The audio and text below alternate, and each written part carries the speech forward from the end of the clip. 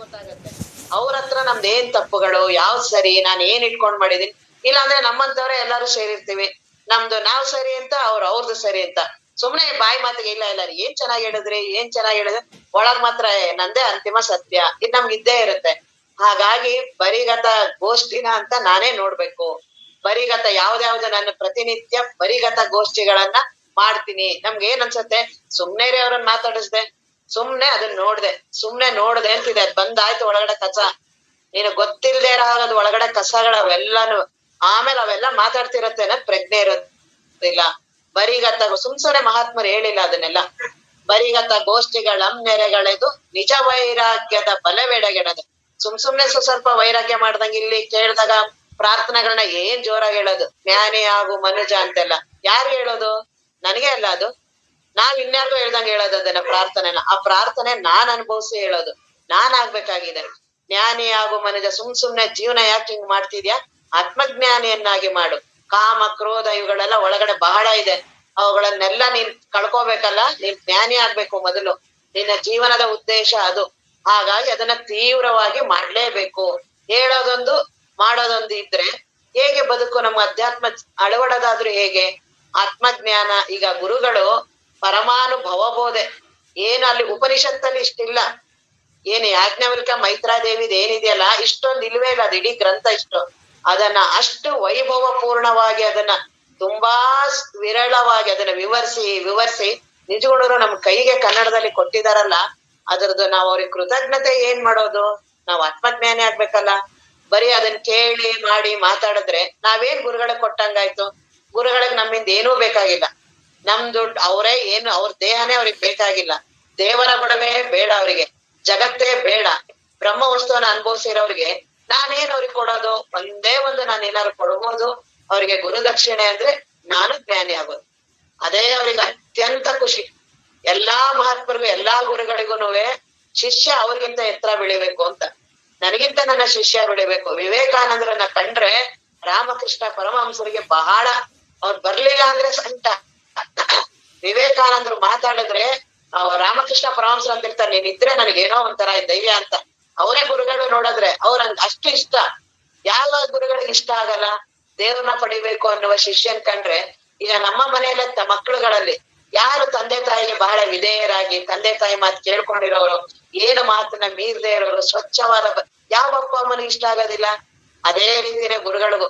ಯಾರು ದೇವರನ್ನ ನಾನು ಅನುಭವಿಸ್ಬೇಕು, ನನ್ನ ಬಹಳ ಜೀವನವನ್ನ ಚೆನ್ನಾಗಿಟ್ಕೋಬೇಕು, ಆತ್ಮಜ್ಞಾನನೇ ನಾನು ಪಡಿಬೇಕು ಅನ್ನುವ ತೀವ್ರ ಇಚ್ಛೆ ಇರುವ ಶಿಷ್ಯನ್ನ ಯಾಕೆ ಗುರುಗಳು ಪ್ರೀತಿ ಮಾಡೋದಿಲ್ಲ? ನಮ್ಮ ಅಪ್ಪ ಅವರು ಪ್ರವಚನ ಮಾಡ್ತಿದ್ರೆ ಮಲ್ಲಿಕಾರ್ಜುನಪ್ಪ ಅವರು ಕಣ್ಣೀರಾಗ್ತಿದ್ರಂತೆ. ಆ ಆನಂದದ ಭಾಷ್ಪ. ಆ ರೀತಿ ನಾವು ಬದುಕ್ಬೇಕಲ್ಲ.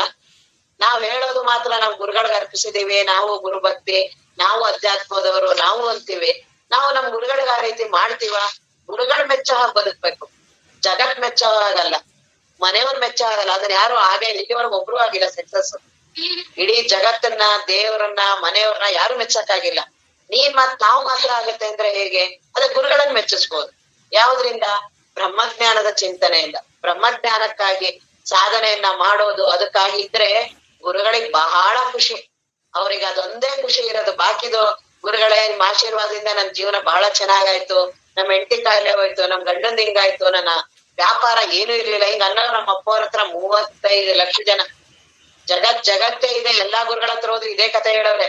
ಅವ್ರಿಗೆ ನೋಡಿದ್ರು ನಂದು ಹಿಂಗ್ ಕಾಲ ಇತ್ತು, ಹಿಂಗ್ ಕಣ್ ಸರಿ ಆಯ್ತು, ಕೈ ಸರಿ ಆಯ್ತು. ಅದ್ರ ಒಬ್ರಾದ್ರೂ ನನ್ನ ಅಂತರಂಗದಲ್ಲಿ ಗುರುಗಳ ದರ್ಶನ ಆಯ್ತು, ನನ್ನಲ್ಲಿ ಕಾಮ ಇಲ್ದೇ ಇರೋ ಹಾಗಾಯ್ತು, ನನ್ನಲ್ಲಿ ಕ್ರೋಧ ಇಲ್ದೇ ಇರಂಗಾಯ್ತು. ಇನ್ ದುಡ್ಡಿನ ಬಯಕೆನೆ ಬರ್ಲಿಲ್ಲ.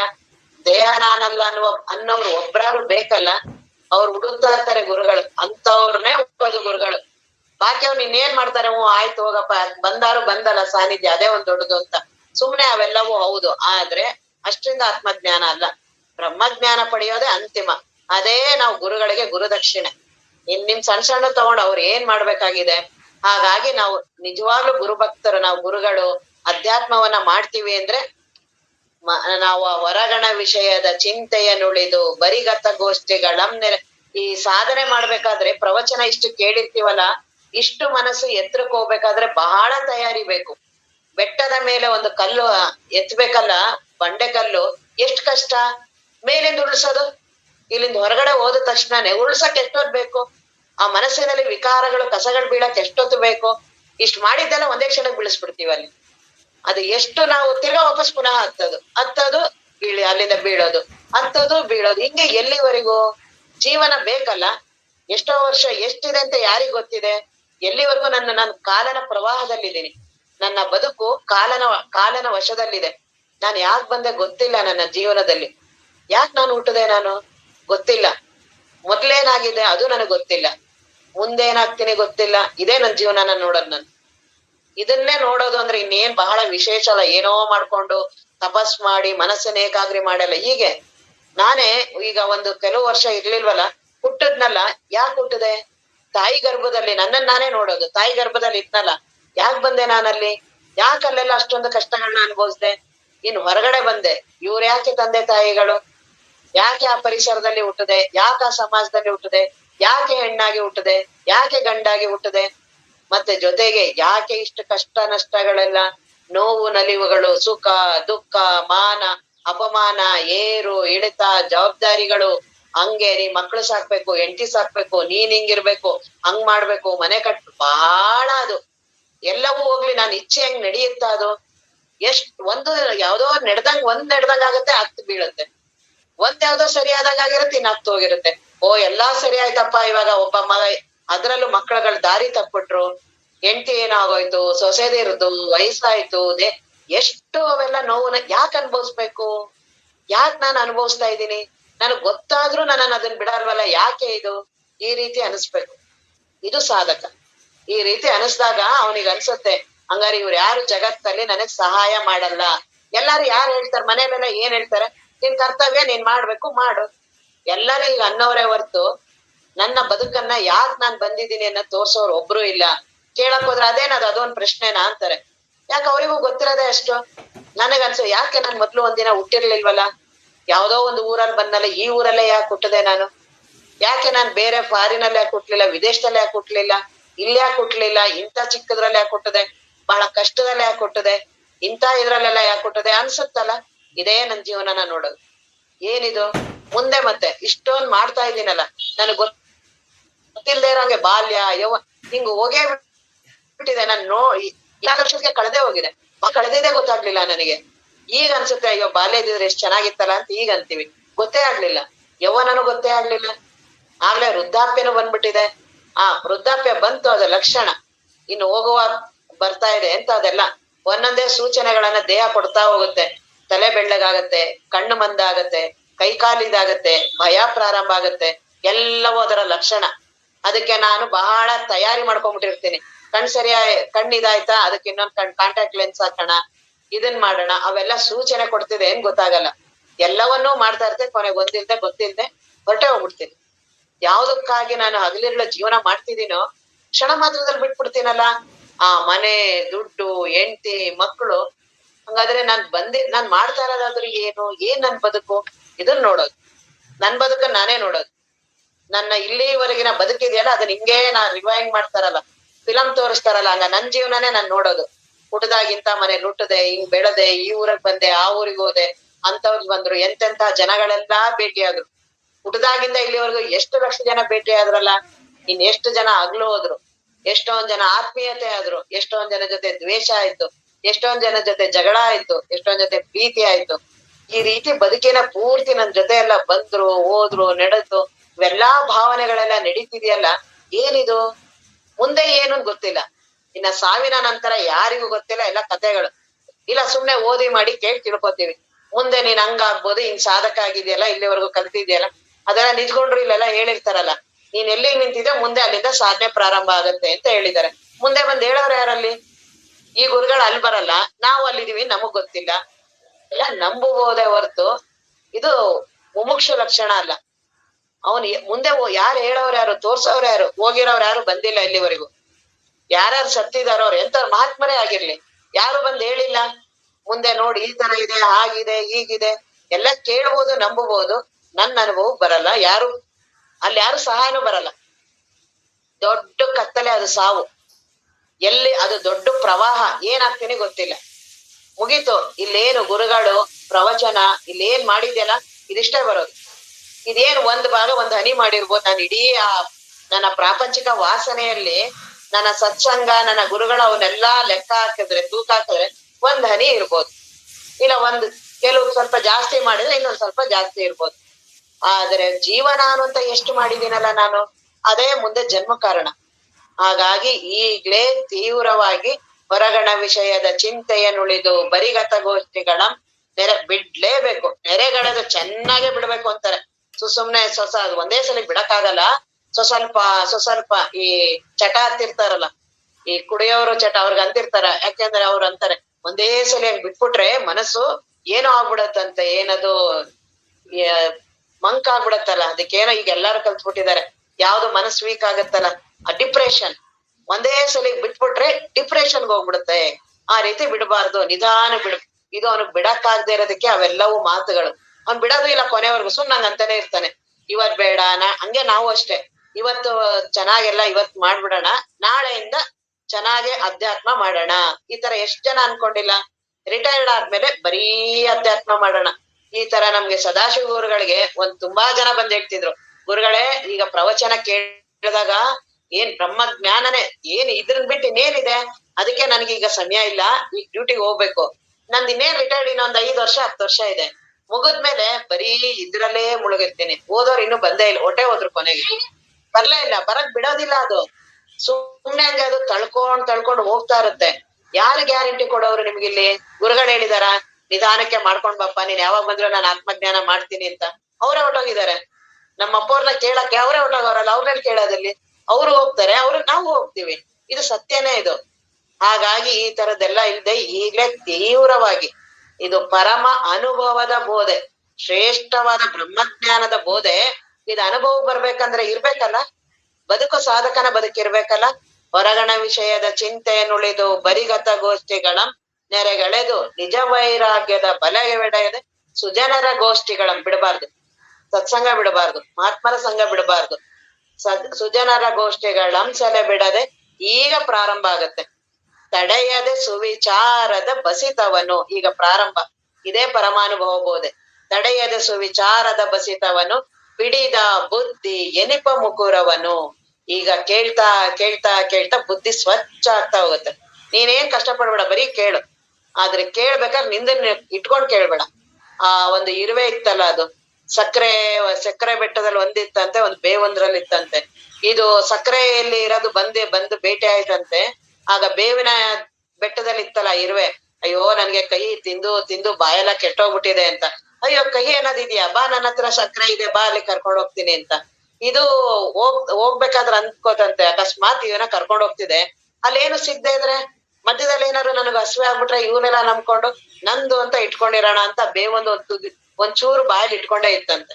ಇಟ್ಕೊಂಡೋಗಿ ಅಲ್ಲಿ ಆ ಸಕ್ಕರೆ ಅಂತಂತೆ, ನೋಡು ತಿನ್ನೋಡು ಎಷ್ಟು ಸಿಹಿ ಇದೆ. ತಿಂದ್ರು ತಿರ್ಗಾ ಕಹಿನೇ ಇಲ್ವಲ್ಲ, ಇಲ್ಲೂ ನನ್ ಕಹಿನೇ ಆಗ್ತಿದೆಯಲ್ಲ ಅಂತ. ಅದು ಇರುವಾಗ ಆಶ್ಚರ್ಯ, ನನ್ ಕೈ ಏನದೇ ಇಲ್ವಲ್ಲ, ಏನಾದ್ರು ಇಟ್ಕೊಂಡ್ ಬಂದಿದ್ಯಾ?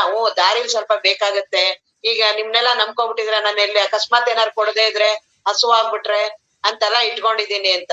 ತೆಗಿ ಅದನ್ನೆಲ್ಲ ಚೆಲ್ಲು, ತೆಗಿ ಇವಾಗ ತಿನ್ನು ಅಂತ. ಹಂಗೆ ನಾವು ಗುರುಗಳ ಹತ್ರ ಹೋಗ್ಬೇಕಾದ್ರೆ ನಮ್ದು ಇಟ್ಕೊಂಡೇ ಹೋಗಿರ್ತೀವಿ. ಅಲ್ಲಿ ಪೂರ್ಣ ಪ್ರಮಾಣದಲ್ಲಿ ಕೇಳಕ್ ಆಗೋದೇ ಇಲ್ಲ. ಈ ನಾನನ ಅಹಂಕಾರನೇ ಹಂಗೆ. ಯಾರು ಪೂರ್ಣ ಪ್ರಮಾಣದಲ್ಲಿ ಅಹಂಕಾರವನ್ನ ಬಿಡ್ತಾರೆ, ಬ್ರಹ್ಮಜ್ಞಾನ ಯಾವ ದೊಡ್ಡ ವಿಷಯ. ಹಾಗಾಗಿ ಅಂತಹ ಬ್ರಹ್ಮಜ್ಞಾನವನ್ನ ಕೇಳ್ಬೇಕಲ್ಲ, ಬುದ್ಧಿ ಬಹಳ ಸ್ಪಷ್ಟ ಇರ್ಬೇಕು, ಕನ್ನಡಿ. ಎಲ್ಲವನ್ನ ಇದ್ದಕ್ಕಿದ್ದ ಹಾಗೆ ನೋಡೋ ಹಾಗೆ. ಏನೇನೋ ಮಲಿನ ಆಗಿರುವ ಬುದ್ಧಿ ಅಲ್ಲ, ನನ್ನ ಬುದ್ಧಿ ಮಲಿನ ಇರುತ್ತೆ. ಹಾಗಾಗಿ ಇಂತಹ ಜ್ಞಾನವನ್ನ ಕೇಳೋದ್ರಿಂದ ಸ್ವಚ್ಛ ಆಗತ್ತೆ. ತಡೆಯದೆ ಸುವಿಚಾರದ ಬಸಿತವನು ಪಿಡಿದ ಎನಿಪ ಬುದ್ಧಿ ಮುಕುರವನು ಬೆಳಗಿ ವಿಷಯ ಮಲಿನಂಗಳೆದಂಗೆ. ಎಲ್ಲಾ ವಿಷಯಗಳು ಹೊಟ್ಟೋಗುತ್ತಲ್ಲಿ, ಸ್ಪಷ್ಟ ಆಗ್ಬಿಡತ್ತೆ ಬುದ್ಧಿ. ಆ ಬುದ್ಧಿ ವಿಕಾರ ಆಗಿರೋದೆ ಈ ವಿಷಯ ವಾಸನೆಗಳಿಂದ. ಆ ಮಲಿನ ಎಲ್ಲ ಹೋಗುತ್ತೆ, ಬುದ್ಧಿ ಪ್ರಖರ, ಏನು ಸೂರ್ಯನ ಹಾಗೆ ಪ್ರಖರವಾಗಿ ಬೆಳಗತ್ತೆ. ಅಂತಹ ಬುದ್ಧಿ ಮುಕುರವನು ಬೆಳಗಿ ವಿಷಯ ಮಲಿನಂಗಳೆದಂಗೆ ಬಳಿ ಕದನೋಡು ತನ್ನಂ ನೋಡ್ಪಂಗೆ. ತಾನೇ ಬ್ರಹ್ಮ ವಸ್ತು ಅಲ್ಲೇ ಪ್ರಕಟ, ಬುದ್ಧಿಯಲ್ಲೇ ತಾನೇ ಪ್ರಕಟ ಪ್ರಾರಂಭ. ಕೊನೆಗೆ ಆ ಬುದ್ಧಿನೂ ಹೊರಟೋಗುತ್ತೆ, ಇರೋದ್ ಬರೀ ಬ್ರಹ್ಮ ವಸ್ತು. ಎಷ್ಟು ಸುಲಭ ಅಲ್ಲ, ಎಷ್ಟು ಕಠಿಣ ಮಾಡ್ಕೋತೀವಲ್ಲ. ಯಾರು ಮಾಡ್ಕೊಂಡಿರೋದು? ನಾವೇ. ನಮ್ಮ ವಿಚಾರಗಳು, ನಮ್ಮ ಜೀವನ, ನಮ್ಮ ಬದುಕು. ಹಾಗಾಗಿ ಈ ತರದ್ದು ತಪ್ಪು ತಿಳುವಳಿಕೆಗೆ ಹೋಗದೆ ನೇರವಾದ ಬ್ರಹ್ಮಜ್ಞಾನ ಕೇಳ್ತಾನೆ ಅನುಭವಿಸ್ಬೇಕು ಅನ್ನುವ ಮುಮುಕ್ಷತ್ವ. ಅಂತಹ ಇದ್ದಾಗ ಈಗ ಗುರುಗಳು ಸಿಗ್ತಾರಲ್ಲ, ಆ ಗುರುಗಳು ನನಗೆ ಅವರ ಕರುಣೆ ಇಲ್ಲದೆ ಇದು ಯಾವುದೂ ಆಗಲ್ಲ. ಅವರ ಕರುಣೆಯಿಂದನೇ ನಿಮ್ಮ ಮತಿಗೆ ಮಂಗಳವನು, ನನ್ನ ಬುದ್ಧಿಗೆ ಒಳ್ಳೆಯನ್ನ ಉಂಟು ಮಾಡಿ ಅಂತ ಗುರುಗಳನ್ನ ಪ್ರಾರ್ಥನೆ ಮಾಡೋದು. ಶ್ರೀ ಮಹಾದೇವಂಗೆ ಸೋಮಂಗೆ ಸುಖಪೂರ್ಣ ಧಾಮಂಗೆ ಸತ್ಯ ಚಿದ್ರೂಪಂಗೆ ಕಾಮೀತ ಜನಕಲ್ಪ ಭೂಜಂಗೆ ಶಂಭುವಿಂ ಆಮೋದದಿಂದ ವಂದಿಸುವೆನು. ಶ್ರೀ ಮಹಾದೇವಂಗೆ ಇದೊಂದು ಸಂಪ್ರದಾಯ, ಪ್ರಾರ್ಥನೆಯನ್ನ ಮಾಡೋದು. ಎಲ್ಲ ನಾವ್ ಯಾವ ಪರಂಪರೆಯಲ್ಲಿ ಬಂದಿರ್ತೀವಿ ಅಂತಹ, ಈಗ ನಾವು ಶೈವ ಪರಂಪರೆ ಇದ್ರೆ ಶಿವನ್ನ ಇವ್ರನ್ನ, ಕೃಷ್ಣ ವಿಷ್ಣು ಎಲ್ಲ ಇದ್ರೆ ಅವ್ರನ್ನ ಮಾಡ್ತೀವಿ. ಆ ರೀತಿ ಇವರು ನಿಜಗುಣರು ಶೈವರು ಇದ್ರು ಅಂತ ಹೇಳೋದ್ರಿಂದ ಇಲ್ಲಿ ಈಶ್ವರ, ಪಾರ್ವತಿ, ಗಣಪತಿ ಇವರೇ ಬರೋದು ಜಾಸ್ತಿ. ಶ್ರೀ ಮಹಾದೇವಂಗೆ ಆ ಈಶ್ವರನ್ಗೆ, ಸೋಮಂಗೆ ಅಂದ್ರೆ ಆ ಪಾರ್ವತಿ ಸಹಿತ ಇರುವಂತ ಶಿವನಿಗೆ ಸೋಮ ಅಂತಾರೆ. ಸೋಮಂಗೆ ಸುಖಪೂರ್ಣ ಧಾಮಂಗೆ, ಇದು ಸತ್ಯ ವಸ್ತುವಿನ ವರ್ಣ, ಇದು ಸಾಕಾರದ ವರ್ಣನ. ಈಶ್ವರ ಸಾಕಾರ, ಅದೇ ನಿರಾಕಾರದಲ್ಲಿ ಆದ್ರೆ ಸುಖಪೂರ್ಣ ಧಾಮ ಅಂದ್ರೆ ಬ್ರಹ್ಮ ವಸ್ತು. ಸಾಕಾರ ಆದ್ರೆ ಅದೇ ಶಿವ ಆಗ್ತಾನೆ, ಅದು ನಿರಾಕಾರ ಆದ್ರೆ ಅದೇ ಬ್ರಹ್ಮ ವಸ್ತು.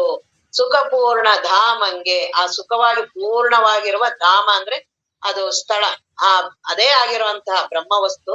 ಸತ್ಯ ಚಿದ್ರೂಪಂಗೆ, ಆ ಚಿದ್ರೂಪ ಅರಿವು ಇರುವು ಆನಂದ ಇರುವಂತಹ ಕಾಮೀತ ಜನಕಲ್ಪ ಭೂಜಂಗೆ, ಕೇಳಿದವ್ರಿಗೆ ಎಲ್ಲವನ್ನು ಕೊಡುವಂತಹ ಕಲ್ಪವೃಕ್ಷನ ಶಂಭುವಿಂ ಆಮೋದದಿಂದ ವಂದಿಸುವೆನು.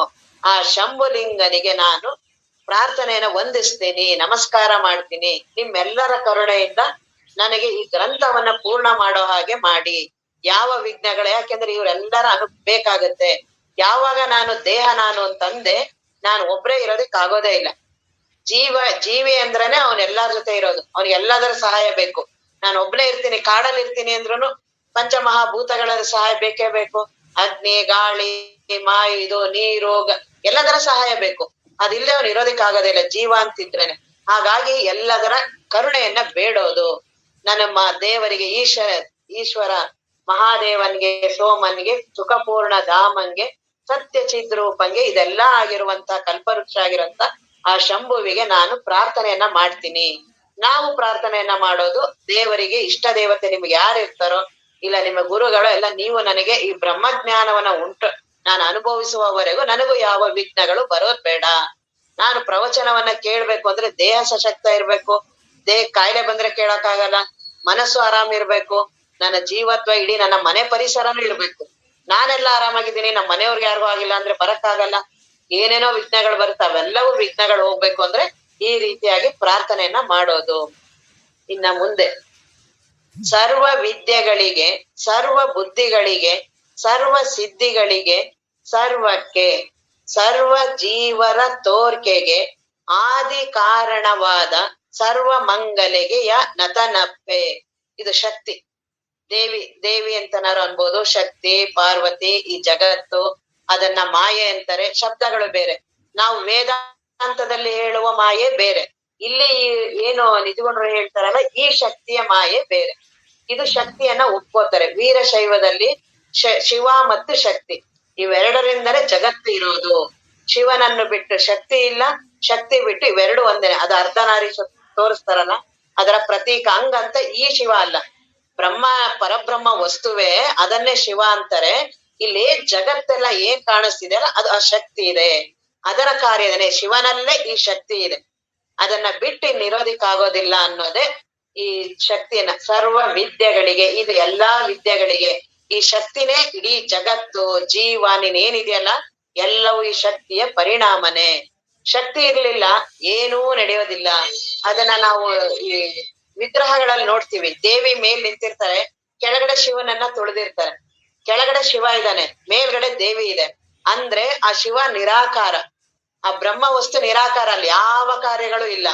ಏನಾರು ಕಾಣಿಸುತ್ತೆ, ಏನಾರು ಕಾರ್ಯಗಳು ನಡೆಯೋದು ಮಾಡೋದೆಲ್ಲ ದೇವಿಯಿಂದ. ಆ ಶಕ್ತಿ ಅದೊಂದು ರೂಪ ಅಷ್ಟೇ ದೇವಿದು. ಅಂದ್ರೆ ಇಡೀ ಜಗತ್ತಿನಲ್ಲಿ ಏನೀಗ ಜೀವ ಅಂತ ನೀನ್ ಆದಲ್ಲ, ನಿನ್ನೊಳಗ್ ಇಷ್ಟು ಕಾರ್ಯಗಳು, ಇಷ್ಟು ಜಗತ್ತಿನ ಕಾರ್ಯಗಳೆಲ್ಲ ಶಕ್ತಿಯಿಂದ ನಡೆಯುತ್ತೆ. ಒಟ್ಟು ನಮಗೆ ನಮ್ಮ ವೇದಾಂತದ ದೃಷ್ಟಿಯಲ್ಲಿ ಜಗತ್ ಅನ್ನೋದಿಲ್ಲ, ಇದೆಲ್ಲ ಇಲ್ಲ ಅನ್ನೋದೊಂದು ದೃಷ್ಟಿ ಬೇರೆ, ಇದು ಒಂದು ದೃಷ್ಟಿ. ಒಟ್ಟು ಇದು 7 ರೀತಿಯಾಗಿ ಹೇಳ್ಬೋದು ಅಂತ ಹೇಳ್ತಾರೆ. ಅದಕ್ಕೆ ನಮ್ಮ ಅಪ್ಪೋರು ಹೇಳ್ತಿದ್ರು, ಸ್ಯಾದ್ವಾದ ಅಂತ ಒಂದಿದೆ ಜೈನರಲ್ಲಿ. ನಮ್ಗೆಲ್ಲರಿಗೂ ಯಾಕೆ ಎಲ್ಲಾ ಮತದವ್ರ ಜೊತೆ ಒಬ್ರಿಗೊಬ್ರು ಆಗಲ್ಲ ಅಂದ್ರೆ, ನಮಗೆ ದೇವರು, ಜಗತ್ತು, ಜೀವ ಈ ಮೂರ ಬಗ್ಗೆನೆ ಎಲ್ಲರೂ ಚಿಂತನ. ಮೂರನ್ನು ಒಬ್ಬೊಬ್ರು ಒಂದೊಂದ್ ರೀತಿಯಾಗಿ ಹೇಳ್ತಾರೆ. ಒಬ್ರು ಇದ್ ಇಲ್ವೇ ಇಲ್ಲ ಅಂತ, ಒಬ್ರು ಇದಿದೆ ಅಂತ, ಒಬ್ರು ಈಗ ಶಕ್ತಿ ಇದೆ ಅಂತ. ಅದನ್ನ ಸಾಧ್ವಾದ ಅಂತಾರೆ ನಮ್ಮಪ್ಪ. 7 ರೀತಿಯಾಗಿ ಜೈನರು ಹೇಳಿದಾರಂತೆ. ಯಾವ್ದೋ ಒಂದು ವಸ್ತುವಿನ ಬಗ್ಗೆ, ಈಗ ಒಂದು ಉದಾಹರಣೆಗೆ ದೇವ್ರ ಬಗ್ಗೆ, ಅದ್ರ ಬಗ್ಗೆ ಒಂದು ಅಸ್ಥಿ ಇರಬಹುದು ಅಂತ. ಇಲ್ಲ ಅಂದ್ರೆ ಕೆಲವ್ರು ಅಂತಾರೆ ನಾಸ್ತಿ, ಇಲ್ಲ ಇಲ್ಲ ಅಂತ.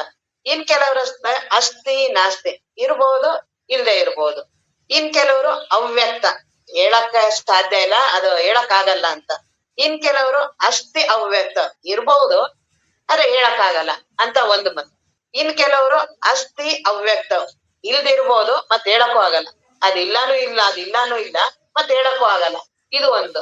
ಇನ್ನು ಕೆಲವರು ಅಸ್ಥಿ ನಾಸ್ತಿ ಅವ್ಯಕ್ತ ಇರ್ಬೋದು, ಇಲ್ದೇ ಇರ್ಬೋದು, ಹೇಳಕ್ಕಾಗಲ್ಲ.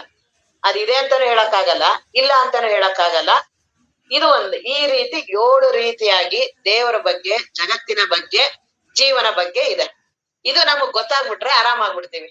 ಯಾಕೆ ಈ ದ್ವೈತದವ್ರು ಹಿಂಗಂತಾರೆ, ಯಾಕೆ ವಿಶಿಷ್ಟ ಅದ್ವೈತ ಹಿಂಗೆ, ಯಾಕೆ ಶಕ್ತಿ ವಿಶಿಷ್ಟ ಅದ್ವೈತ, ಯಾಕೆ ಅದ್ವೈತ ಅಂದ್ರೆ ಹೀಗೆ, ಯಾಕೆಂದ್ರೆ ಇಷ್ಟು ಮತಗಳು, ಇಷ್ಟು ಅಭಿಪ್ರಾಯಗಳು ವ್ಯಕ್ತ ಆಗತ್ತೆ. ನಾವೀಗ ಬ್ರಹ್ಮ ವಸ್ತುವಿನ ಬಗ್ಗೆ, ಜಗತ್ತಿನ ಬಗ್ಗೆ ನಮ್ಗೆ ವೇದಾಂತದವ್ರಿಗಿಲ್ಲ, ಅದೇ ಬೇರೆಯವ್ರಿಗೆ ಇದೆ ಅದು. ಈಗ ಅದನ್ನೇ ಹೇಳಿದ್ರಲ್ಲ, ಈಗ ಜಗತ್ತು ಇರ್ಬಹುದು. ಇನ್ ಕೆಲವರು ಇಲ್ವೇ ಇಲ್ಲ, ಜಗತ್ತನ್ನದೆಲ್ಲಿದೆ, ಏನು ಇಲ್ವೇ ಇಲ್ಲ. ಇನ್ ಕೆಲವರು ಇರ್ಬೋದು, ಇಲ್ದೇನು ಇರ್ಬೋದು ಅಂತಾರೆ. ಇನ್ ಕೆಲವ್ರೆ ಜಗತ್ತು ಹಂಗೇನು ಅದನ್ನ ಹೇಳಕ್ಕಾಗತ್ತ, ನಮ್ ಕೈಲಿ ಹೇಳಲಾಗಲ್ಲ ಅಂತ. ಇನ್ ಕೆಲವರು ಇದೆ ಆದ್ರೆ ಅದನ್ನ ವರ್ಣಿಸಕ್ಕಾಗಲ್ಲ ಅಂತ ಇನ್ ಕೆಲವರು. ಇನ್ ಕೆಲವ್ರು ಹೇಳ್ತಾರೆ ಇರ್ಬೋದು, ಅಲ್ಲ ಇಲ್ದೇ ಇರ್ಬೋದು, ಹೇಳಕ್ಕೂ ಆಗಲ್ಲ, ಅದಿಲ್ಲ ಅಂತಾನು ಹೇಳಕ್ಕಾಗಲ್ಲ ಅಂತ.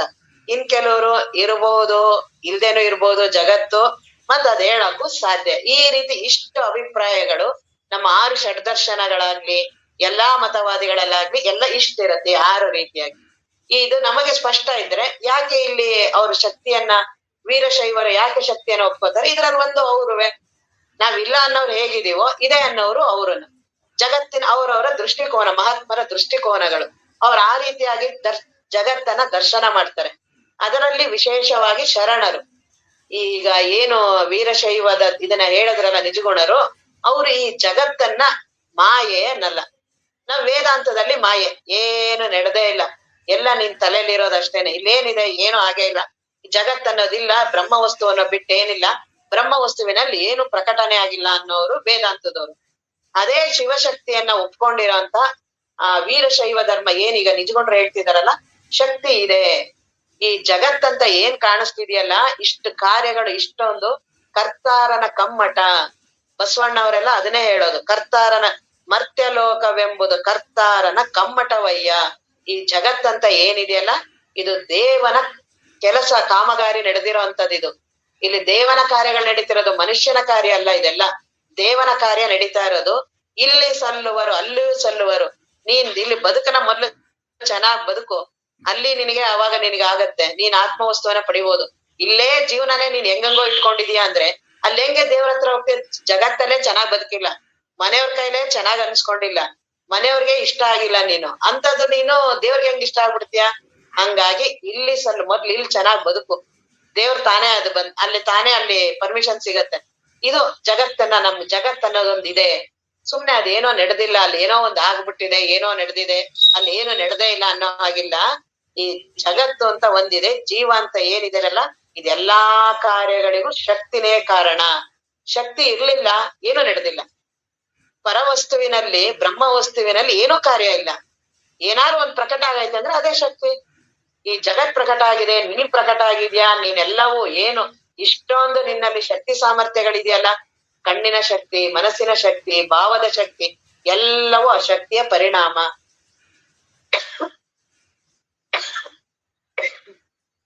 ಹಾಗಾಗಿ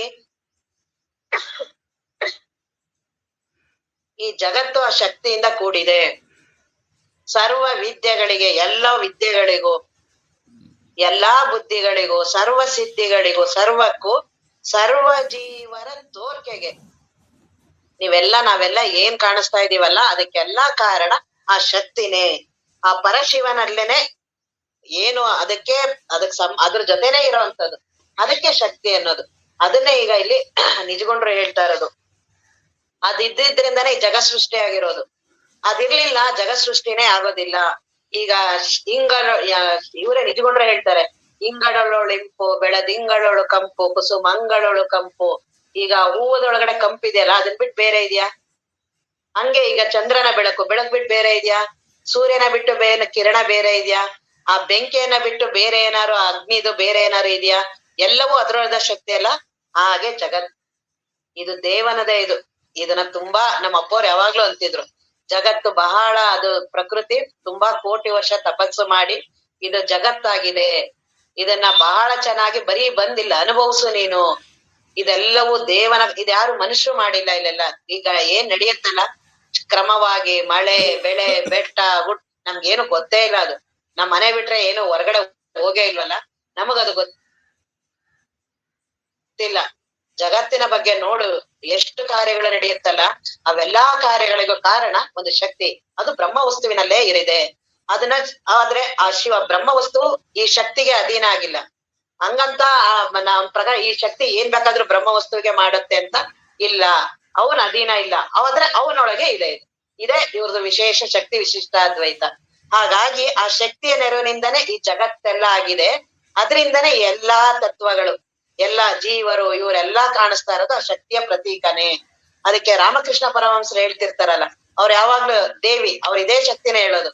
ಆ ಶಕ್ತಿ ನಿಮಗೆ ಏನಾದ್ರು ಮನಸ್ಸು ಮಾಡ್ತೆ ದೇವಿ ಅಂದ್ರೆ ನೀನ್ ಆ ಕಡೆ ಬ್ರಹ್ಮಜ್ಞಾನದ ಕಡೆ ಹೋಗೋದಿಲ್ಲ ಅಂದ್ರೆ ಇಲ್ಲೇ. ನಿನ್ಗೆ ಏನ್ ಸಾಮರ್ಥ್ಯ ಇದೆ, ನಿನಗೆ ಒಂದ್ ಏಟ್ ಕೊಟ್ರೆ ಒಂದ್ ಪೆಟ್ ಬಿಟ್ರೆ ಪ್ರಜ್ಞೆ ಹೋಗೇ ಬಿಡ್ತೀಯ. ಬಹಳ ಮೆದುಳು ಅಂತೀಯಲ್ಲ, ಅದು ರಾಮಕೃಷ್ಣ ಪರಮಹಂಸರು.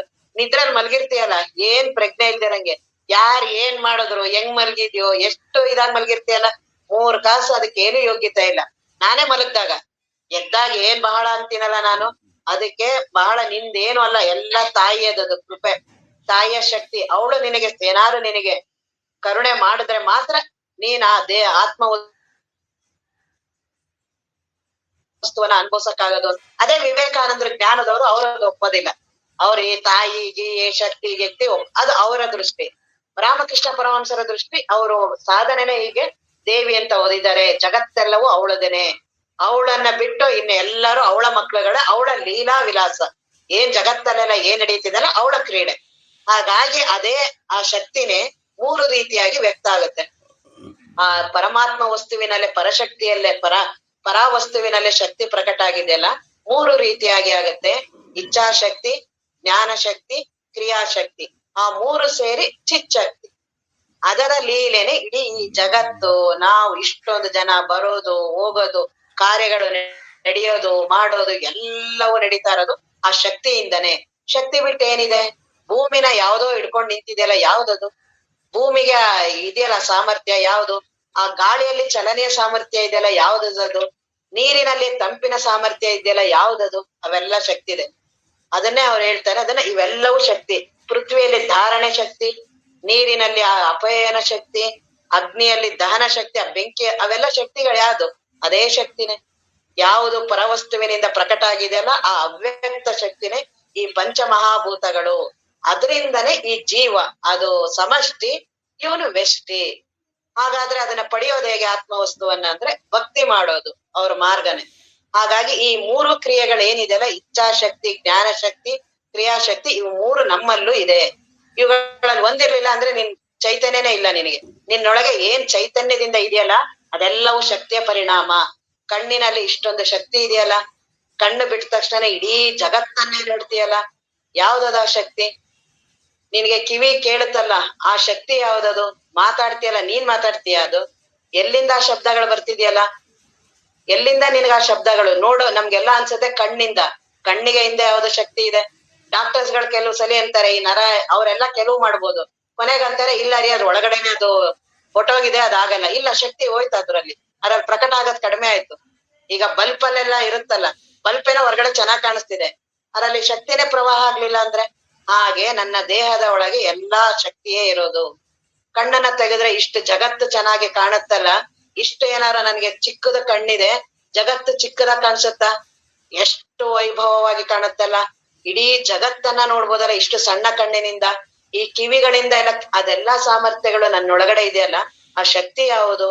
ಅದೇ ಆ ಶಕ್ತಿ ಅಂತ ಹೇಳಿ ಅದನ್ನ ಇಲ್ಲಿ ಹೇಳ್ತಾರೆ. ಸರ್ವ ವಿದ್ಯೆಗಳಿಗೆ ಸರ್ವ ಬುದ್ಧಿಗಳಿಗೆ, ನನ್ನ ಬುದ್ಧಿ ಇಷ್ಟು ಚೆನ್ನಾಗಿ ವಿಚಾರ ಮಾಡುತ್ತಲ್ಲ, ಆ ಶಕ್ತಿ ಇರ್ಲಿಲ್ಲ ಅಂದ್ರೆ ಆಗೋದಿಲ್ಲ. ಇವೆಲ್ಲವೂ ಶಕ್ತಿಯ ಕಾರ್ಯಗಳು. ನನ್ನೊಳಗೆ ಆ ಶಕ್ತಿಯ ಕಾರ್ಯಗಳು, ಆ ದೇವಿಯ ಜಗನ್ ಏನಾದ್ರು ಅದಕ್ಕೆ ರೂಪನಾಮಗಳನ್ನ ಕೊಡ್ರೆ ಅದರ ಶಕ್ತಿಯೇ ಇವೆಲ್ಲವೂ. ನಾನ್ ನೋಡೋದು, ಕೇಳೋದು, ಮಾತಾಡೋದು, ಎಲ್ಲಾ ಮಾಡೋದು, ಜೀವನಲ್ಲಿ ಏನು ಚೈತನ್ಯವಾಗಿ ಕಾಣಿಸ್ತಿದೆಯಲ್ಲ, ಎಲ್ಲಾ ಆ ಚೈತನ್ಯ, ಆ ಶಕ್ತಿ ಇದೆ. ಹಾಗಾಗಿ ಸರ್ವ ವಿದ್ಯೆಗಳಿಗೆ, ಸರ್ವ ಬುದ್ಧಿಗಳಿಗೆ, ಸರ್ವಕ್ಕೆ, ಸರ್ವ ಜೀವರ ತೋರ್ಕೆಗೆ ಆದಿ ಕಾರಣವಾದ. ಹೀಗೆ ನಾವೆಲ್ಲ ಜೀವರಾಗೆಲ್ಲ ಕಾಣಿಸ್ತಿದೀವಲ್ಲ. ಓ ಸಾರಿ, ಅದು ಟೈಮ್ ಆಗ್ಬಿಟ್ಟಿದೆ. ನಾನು ಆಮೇಲೆ ನಾ ಮುಂದುವರಿಸ್ತೇನೆ. ಓ ಮದ ಪೂರ್ಣಮಿದಂ ಪೂರ್ಣಾತ್ ಪೂರ್ಣಮುದಚ್ಯತೆ ಪೂರ್ಣಸ್ಯ ಪೂರ್ಣಮಾದಾಯ ಪೂರ್ಣಮೇವಾವಶಿಷ್ಯತೆ. ಓಂ ಶಾಂತಿ ಶಾಂತಿ ಶಾಂತಿ.